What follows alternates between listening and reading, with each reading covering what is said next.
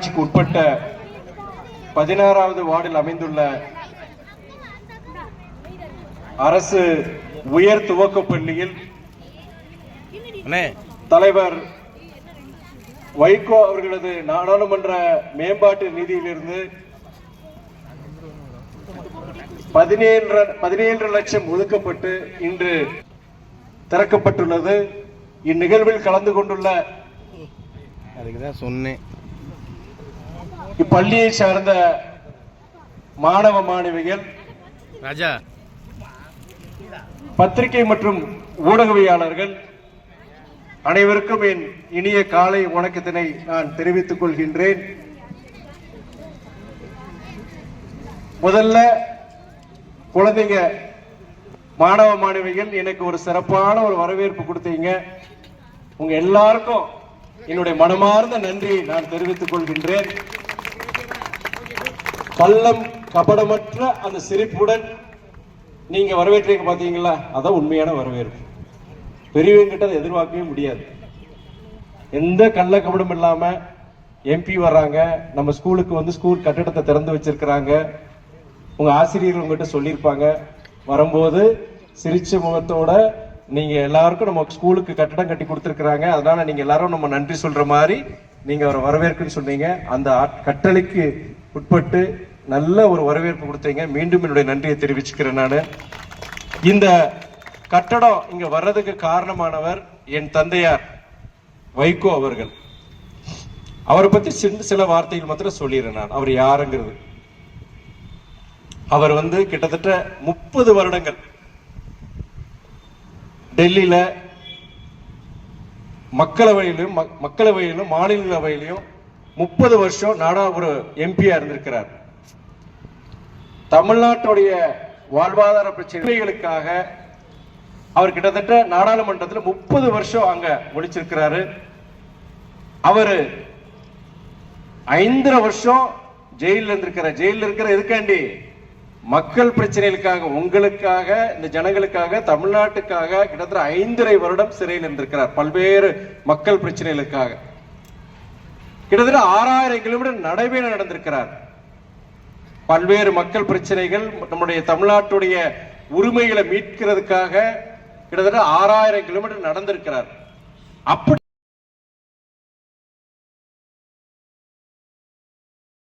சாதாரண ஒரு பின்னணி, பொருளாதார பின்னணி, அப்பா சாதாரண ஒரு வேலையில் இருக்கிறாரு. நமக்கு இன்னைக்கு வசதி இல்லையே, நமக்கு இன்னைக்கு ஆங்கில புலமை கிடையாது, வாழ்க்கையில நம்ம எப்படி நம்ம முன்னேற போறோம், மற்றவங்க மாதிரி நம்ம முன்னேற முடியுமாங்கிற சந்தேகங்கள் இருக்கும். இது மாத்திரம் நிறைய பேருக்கு இருக்கும். என்ன நம்ம படிச்ச ஒரு அரசு வேலைக்கு போக முடியுமா, சரி படிச்சத ஒரு வேலைக்கு போக முடியுமான்னு நம்பிக்கை மாத்திரம் உங்களுக்கு முக்கியமா வேணும். உங்களுக்கு இன்னும் நாடாளுமன்ற உறுப்பினரா தமிழ்நாடு முழுக்க பல இடங்களுக்கு போறேன். நான் பல IAS அதிகாரிகள் பார்க்கிறேன், பல IPS.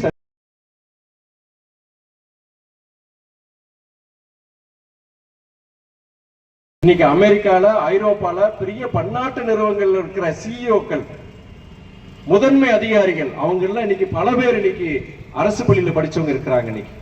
அதனால நீங்க அரசு பள்ளியில படிக்கிறமே, பிரைவேட் ஸ்கூலுக்கு மாதிரி அங்க இருக்கிற மாதிரி நமக்கு கோச்சிங் கிடைக்காது, ஆங்கில புலமை நமக்கு கிடைக்காது. மெட்ராஸ், பெங்களூரு, கோயம்புத்தூர் இந்த மாதிரி ஊர்களில் படிக்கிற பிள்ளைங்க நமக்கு ஆங்கில புலமை கிடையாது நினைக்காதீங்க. உழைப்பு மாத்திரம் இருந்து, முயற்சி மாத்திரம் இருந்ததுன்னா நீங்க வானமே இல்லைதான். நமக்கு எதை வேணா நம்ம அடையலாம். அது வந்து நம்ம அம்மா அப்பா வந்து சாதாரண பொருளாதார ரீதியாக இருக்க இந்த குடும்பங்கள் தான் வந்திருப்பீங்க. நீங்க பல பேர் உங்க அம்மா அப்பா பல கஷ்டங்கள் பட்டு, நம்ம என்னதான் நம்ம படிக்கலாட்ட கூட நமக்கு வந்து இந்த அளவுக்கு நமக்கு வாய்ப்பு இல்லாட்ட கூட நம்ம குழந்தைங்களுக்கு அந்த வாய்ப்பு உருவாக்கணும்னு சொல்லிட்டு இன்னைக்கு உங்களுக்கு அரசு பள்ளியில படிச்சாலும் முடிஞ்ச வரைக்கும் அவங்களுடைய என்னதான் கஷ்டம் இருந்தாலும் பிள்ளைகளுக்கு குறைஞ்சபட்சம் நம்ம இது பண்ணணும்னு சொல்லிட்டு அவங்க எல்லாம் முயற்சி எடுக்கிறாங்க. அவங்க என்ன நினைக்கிறாங்க, நம்ம பிள்ளைங்க நாளைக்கு படிச்சு முடிச்சு ஒரு நல்ல ஒரு இடத்துக்கு போறணும், அதுதான் அவங்களுடைய சந்தோஷம். அவங்க தனிப்பட்ட சந்தோஷம் எதுவும் கிடையாது. அவங்க வாழ்க்கை வாழ்றதோ அவங்களுடைய ஒரே ஒரு சந்தோஷம் என்னன்னா, நீங்க வாழ்க்கையில படிச்சு முன்னேறி நல்ல ஒரு இடத்துக்கு வந்துட்டீங்கன்னா உங்களுக்கு ஒரு பெரிய சந்தோஷத்தை நீங்க கொடுப்பீங்க. அந்த அம்மா அப்பாவுடைய கனவை நம்ம நிறைவேற்றணுமோ. அதே மாதிரி ஆசிரியர்கள், உங்களுடைய ஆசிரியர்கள் சொல்ல பேச்சு நம்ம கேட்கணுமோ. அவங்க தான் நம்மளுடைய வழிகாட்டி. படிக்கிறதா இருக்கட்டும், நம்மளுடைய ஒழுக்கம் சம்பந்தமான விஷயங்களா இருக்கட்டும், கல்வி இருந்தாலுமே நமக்கு ஒழுக்கங்கள் அந்த கல்வி கிடைச்சு பிரயோஜனம் கிடையாது. அதனால இன்னைக்கு முக்கியமான ஒரு விஷயம் இந்த செல்போன்.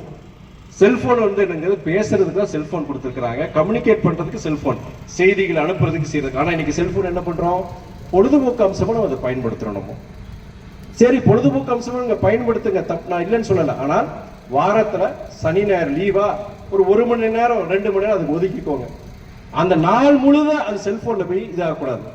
எப்படி போதைப் பொருள் வந்து அடிக்ஷன் சொல்றோம் இல்லையா, போதைப் பொருளுக்கு அடிமை ஆயிட்டாங்கன்னு சொல்றோம் நம்ம, அது இல்லாம அவங்களால இருக்க முடியாது.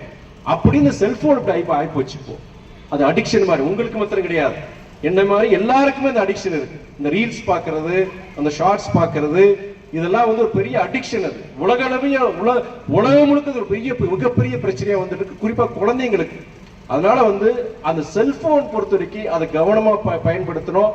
நல்ல விஷயங்களுக்காண்டி பயன்படுத்துமே தவிர அது நம்மளை வந்து வேற மாதிரி கொண்டு போயிடக்கூடாது சொல்லிட்டு இன்னைக்கு நான் வந்திருக்கேன். பிள்ளைங்க நல்லா படிச்சு நீங்க உழைச்சீங்கன்னா வாழ்க்கையில எங்க வேணா போன வானமே இல்லைன்னு நான் சொல்லியிருக்கிறேன். நான் அதை நினைச்சு நல்லா படிங்க, செய்யுங்க. எந்த அம்மா அப்பா காலில் விழலாம், ஆசிரியர்கள் கால் கூட விழுக தப்பு கிடையாது, குருங்கிறது நான் விழுறது. ஆனா எந்த ஒரு வேற யார் காலையும் விழுந்துடக்கூடாது. தாத்தா பாட்டி காலில் விழலாம், அம்மா அப்பா காலில் விழலாம். இறை நம்பிக்கை இருந்துச்சுன்னா நீங்க கோயில்லையோ தேவாலயங்கள்லயோ அங்க போய் நீங்க விழலாம். மனிதர்கள் காலில் விழுந்துடக்கூடாது, குறிப்பா அரசியல்வாதிகள் காலில் மாத்திரம் விழுந்துடவே கூடாது சொல்லிட்டு, இது நான் முக்கியமா சொல்றது. அந்த அம்மா அப்பா சொல்லுவாங்க, திடீர்னு யாராவது வந்தாங்கன்னா விழுப்பான்னு சொல்லுவாங்க. ஆனா பல இடங்களை பாக்குறேன், திருமண நிகழ்ச்சிக்கு போகும்போது மணமக்களை காலில் விழ சொல்லுவாங்க. அம்மா அப்பா சொன்னாலுமே என்ன சொல்லணும், துரைவைக்கோ எம்பி வந்தாரு, அவர் என்ன சொன்னாரு, உங்க காலில் விழ சொன்னாரு, தாத்தா பாட்டி காலில் விழ சொன்னாரு. இறை நம்பிக்கை இருந்ததுன்னா கோயில்ல போய் விழலாம், சாமி காலில் விழலாம். ஆனா தனிநபர்கள் மனிதர்கள் காலில் விழவே கூடாது. சரிங்களா? Wish you all the best. நல்லா படிச்சு செஞ்சு வாழ்க்கையில முன்னேறி அம்மா அப்பாவுக்கு பெருமை சேர்க்க. இந்த பொண்ணு இந்த பையன் புதுக்கோட்டையை சேர்ந்தவர், அங்க அரசு பள்ளியில படிச்சு. நன்றி. இப்படிக்கு அரசு உயர் துவக்கப்பள்ளி குடும்பம் புதுக்கோட்டை. இந்த சைடுல எல்லாம் இதெல்லாம் இந்த கட்டடம் கட்டும் போது அந்த வேஸ்டிங் டெப்ரிஸ் வேஸ்டிங்ல ஒப்பந்தக்காரர் தயவு செய்து இதெல்லாம் நீங்க இது பண்ணணும். நீங்க இந்த கன்ஸ்ட்ரக்ஷன் வந்து இங்க வந்ததுதான் இருந்தது, ஏற்கனவே இருந்ததா? எனக்கு இதை எடுத்துடுறீங்களா? கல்வெட்டை கூட வைக்காம இருக்கிறீங்க, இதை எடுப்பீங்களான்னு எனக்கு சந்தேகமா இருக்கு எனக்கு. சரி, சாட்டர்டே சண்டேக்குள்ள எடுத்துருவீங்க. இந்த குழந்தைங்க ஆசிரியர் முன்னாடி நீங்க சொல்றீங்க, கம்ப்ளீட்டா அந்த ரப்பிஸ் எல்லாம் எடுத்து சுத்தம் பண்ணிடுவோம் நீங்க. சரிங்களா? நன்றி. இங்க குடிக்கிறதுக்கு தண்ணி எப்படி இது பண்றீங்க? ஆரோ வாட்டர் இருக்குங்களா? பிரச்சனை கிடையாது இல்லைங்களா? சரி, ஆரோ வச்சிருக்கிறீங்க, செயல் பாட்டில் இருக்க.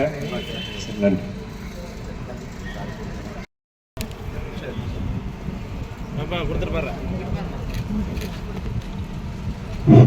ஒரே நிமிஷம். திரு வைகோ பெரியவர்கள் வந்து தாய் புலி 8 அடி பாஞ்சா சார் 16 அடி பாயிறாங்க. அந்த வகையில அவர்களுக்கு பள்ளி நிர்வாகத்தின் சார்பாக நன்றிகளை தெரிவித்துக் கொண்டு, அவருக்கு என்ன தபால் நம்ம குழந்தைங்க கொடுத்துருக்காங்கன்னா, எங்களுக்கு அப்பா ஒரு கட்டடம் கட்டி கொடுத்தாங்க, நீங்க 14 அடி பாய போறீங்க, 2 கட்டடம் கட்டி கொடுங்க அப்படிங்கிற ஒரு வேண்டுதலை இந்த தருணத்தை வைத்திருக்கிறோம். அதனால மிகவும் சிரமம். ஒரு இடத்துல ஒரு வாக்குறுதி கொடுத்து அந்த வாக்குறுதியை நம்ம நிறைவேற்றணும். ஒரு பொய்யான ஒரு வாக்குறுதி, ஒரு நம்பிக்கையை நம்ம உருவாக்க கூடாது. இருக்கிற நிதி சுமையில இது செய்யறது ரொம்ப கஷ்டம். இருந்தாலுமே ஏதாவது வாய்ப்பு இருப்பின் வேற ஏதாவது அரசு ரீதியில இது பண்றதுக்கு நான் முயற்சி எடுக்கிறேன் நான். சரிங்களா? நன்றி, வணக்கம்.